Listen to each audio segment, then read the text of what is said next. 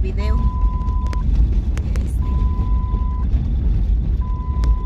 Las aventuras de Doña Mervin, ¿no? Las aventuras de Producciones Bolaños.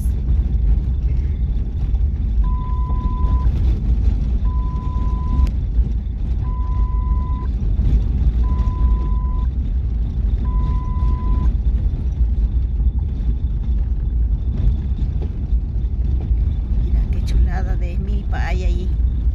Ujú.